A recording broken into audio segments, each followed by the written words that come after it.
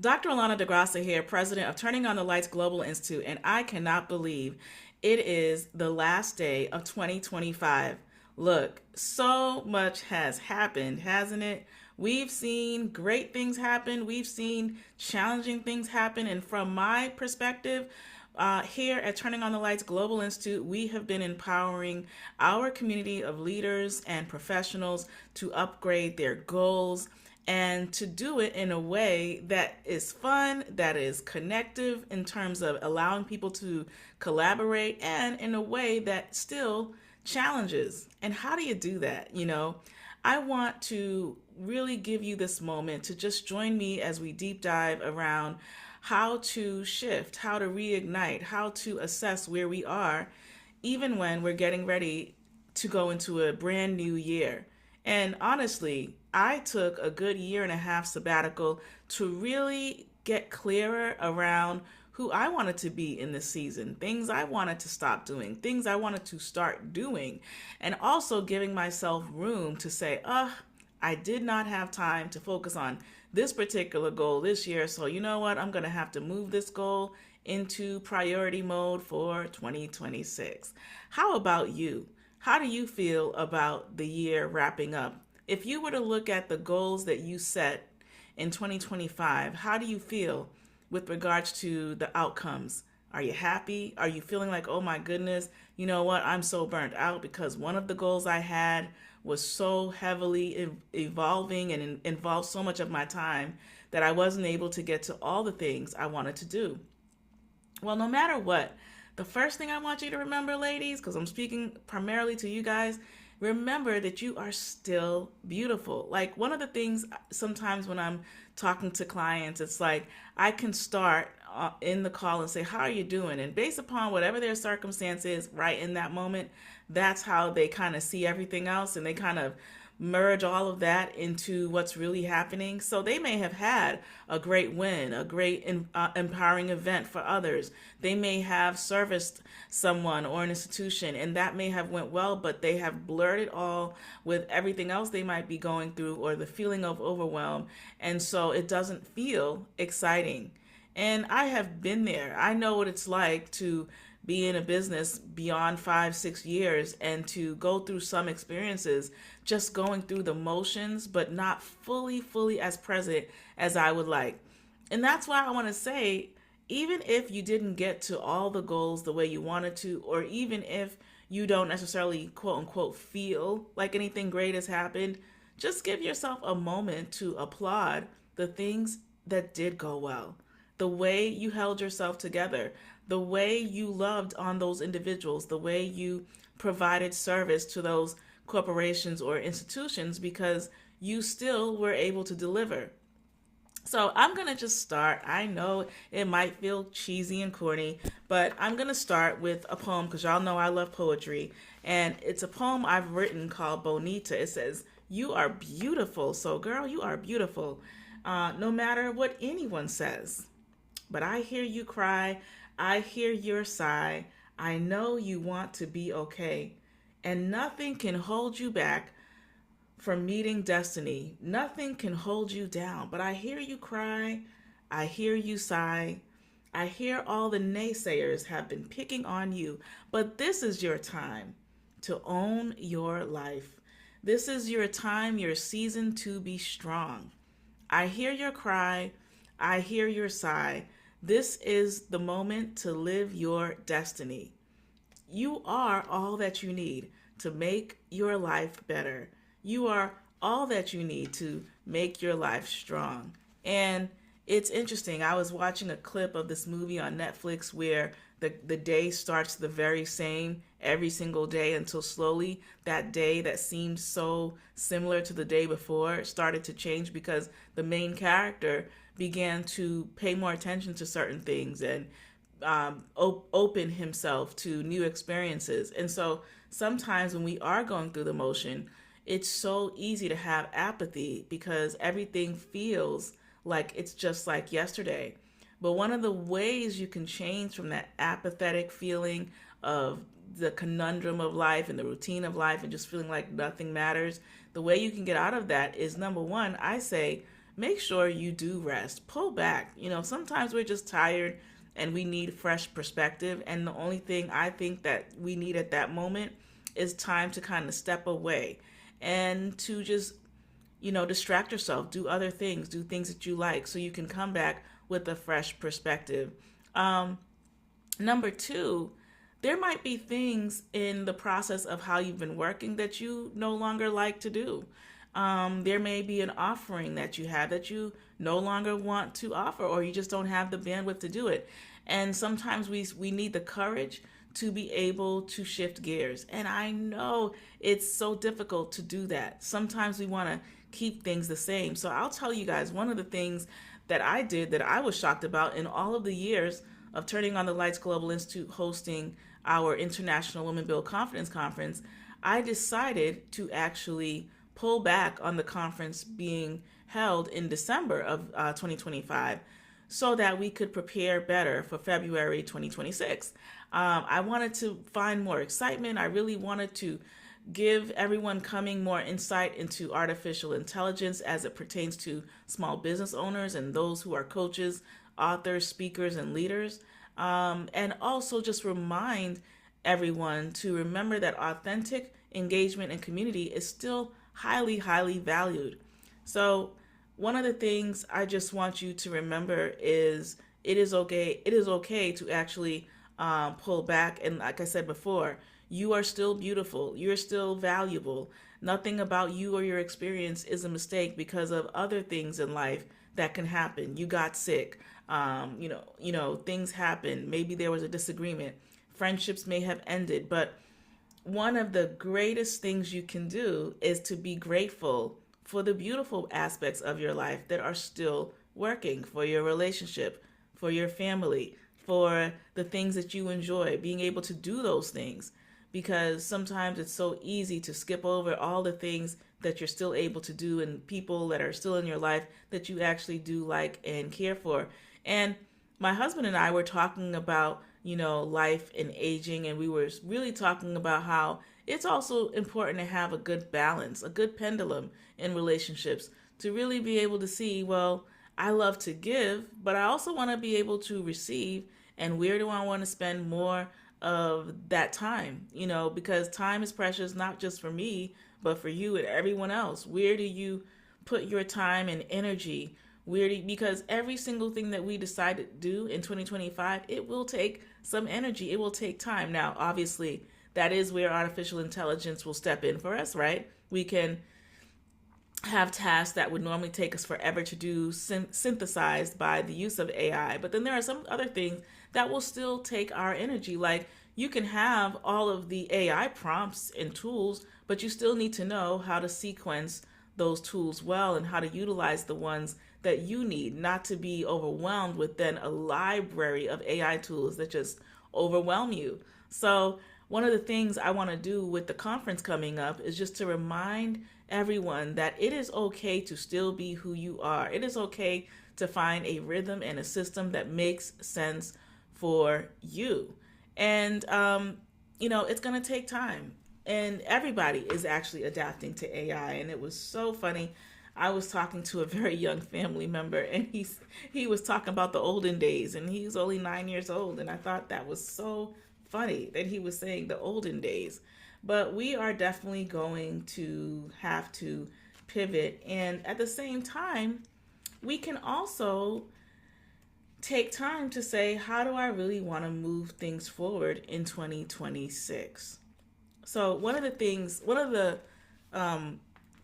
strongest articles I wrote this whole year was called, it was about the perfect storm and how, we never ask for storms. And when storms come, they just shake us up in a way that show us what's really important to us. And I can say that we definitely experienced some storms. I had some storms in my own life this year. And also I had to be able to be good with saying, you know what? I'm stopping right here. There were some things I just decided to stop. And it was great because it gave me a chance to pull back, gave me a chance to rest. It gave me a chance to see what is still important to me today and now, and what I want to shift from.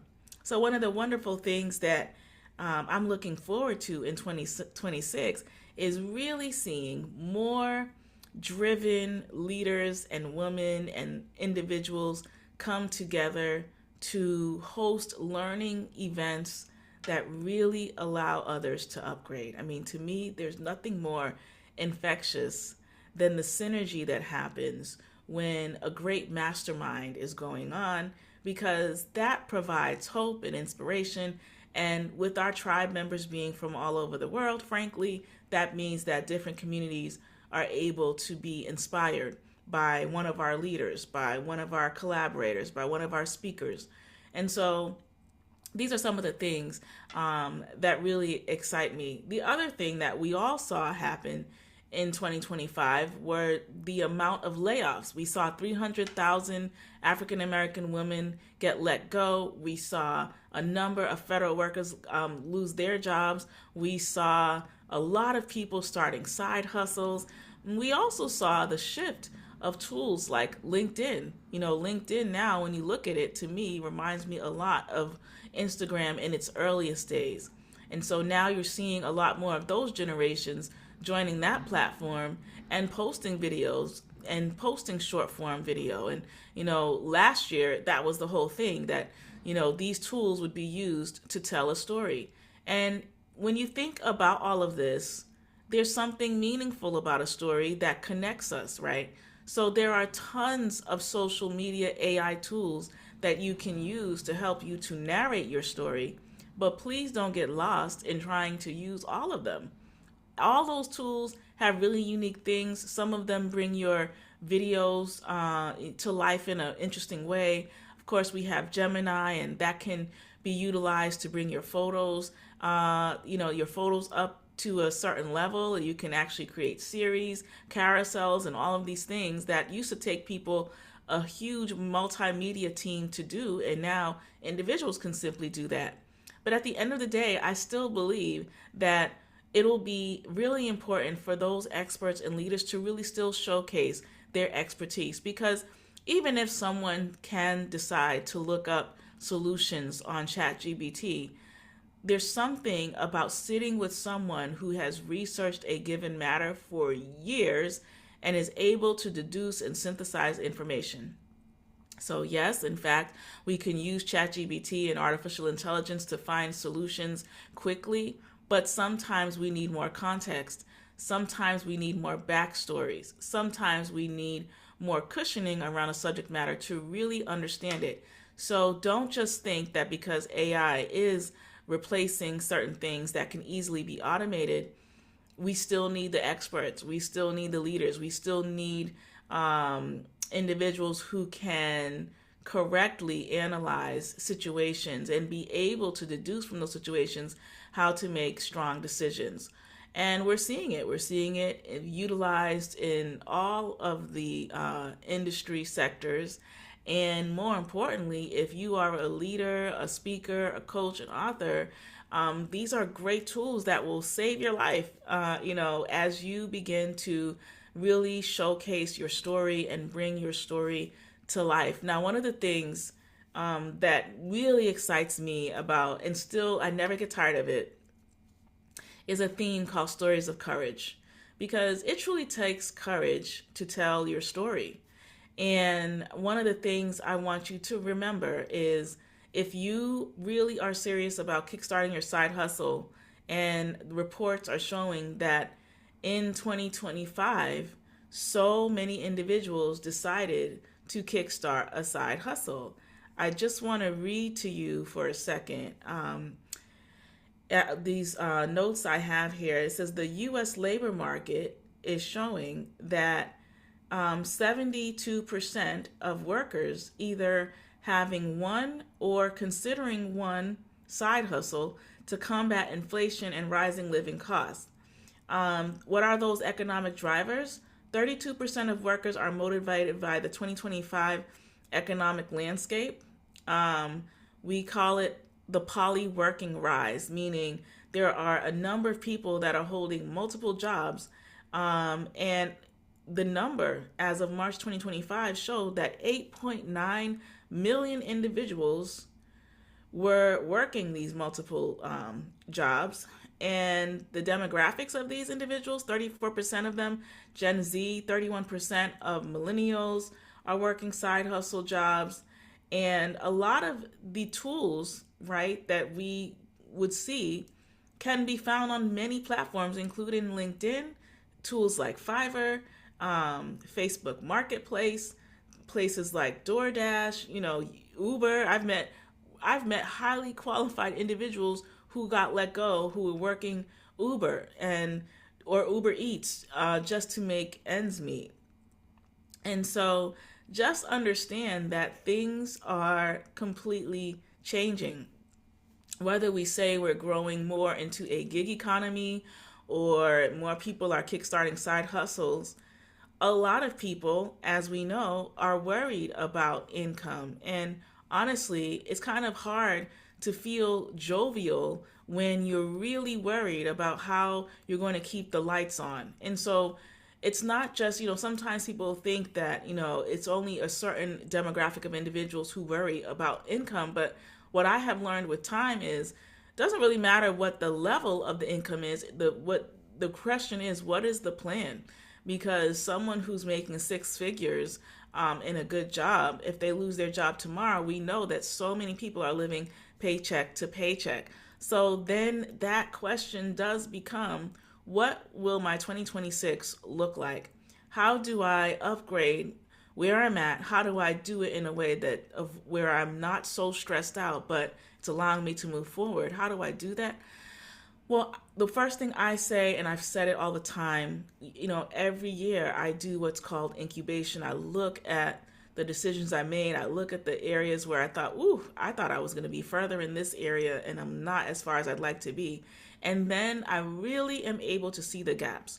So, when we look at our the whole ecosystem of everyday life, right? We have our relationships, we have our family members, we have our job, we have our personal spiritual well-being, we have our health, right? It's interesting because I thought about this a lot and I was like, it's interesting because if you have your family and your health, but you don't have income to be able to sustain the family or do the basic things that you need to do, sometimes that joy can be sidelined. Or if you have the finances and the family, but you don't have your health, then that can be a challenge because you need to be able to, do the things that you love and enjoy and have the energy to do it. So that wheel is constantly going every single day. And I used to always tell my clients, if you don't feel 5-star, it's hard to receive 5-star, expect 5-star, because you're just not in that great place. And we saw so much happen in the news in 2025 that I am sure there were moments you were saying to yourself, what is going on, as Marvin Gaye's song said. But one of the things I want you to remember, and I always try to keep hope with that, is the birds are still chirping every morning, thank goodness, and the sun still rises.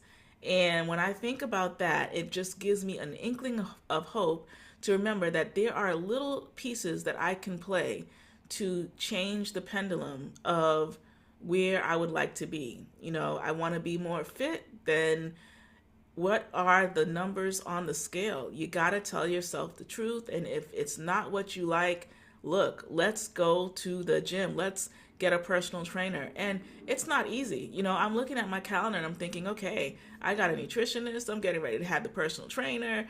I'm getting ready to do all of these other pieces, going to the gym, running on the treadmill, balancing different projects.